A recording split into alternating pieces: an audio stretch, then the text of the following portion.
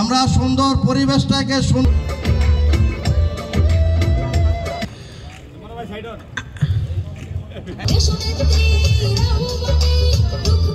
আসলে আজকে বছরের শেষ দিন। বিগত 2024 সাল বাংলাদেশ নামক রাষ্ট্র যতদিন থাকবে ইনশাল্লাহ এই বাংলাদেশে 24 সালটা একটা ইতিহাস হয়ে থাকবে। 1971 যেমন ইতিহাস, 1952 যেমন ইতিহাস, 2024 বাংলাদেশের মধ্যে একটা ইতিহাস হয়ে থাকবে যতদিন এই বাংলাদেশ থাকবে। আপনারা জানেন এই রূপগঞ্জে গাজী এবং গাজীর ছেলে তাদের সন্ত্রাসী বাহিনী দ্বারা আমরা যে নির্যাতিত হয়েছি, আমরা সামনে আর এই সন্ত্রাসীদের জায়গা দিব না রূপগঞ্জের মাটিতে। দীপু ভাইয়ের একটা নির্দেশ, রূপগঞ্জে কোনো সন্ত্রাসী চাঁদাবাজির কোনো স্থান নাই।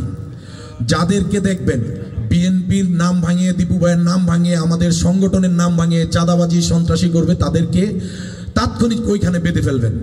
আমাদের দলের কোনো পরিচয় দিয়ে কোনো চাঁদাবাজি করতে পারবে না, এটা আমাদের দীপু ভাইয়ের নির্দেশ।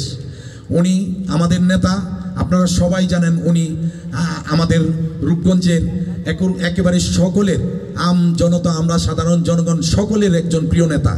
উনি কখনই এই সন্ত্রাসী চাঁদাবাজি কখনই পছন্দ করে না। উনি সবসময় সামাজিক একজন লোক। উনি বিগত আমলেও, এই স্বৈরাচারের আমলেও আপনারা খেয়াল করেছেন আমাদের সমাজ সেবামূলক যত রকম আমাদের গ্রামের অন্যান্য এলাকার রূপগঞ্জের যারাই যেখান থেকে আসছে ওনাদেরকে খালি হাতে ফিরায়নি।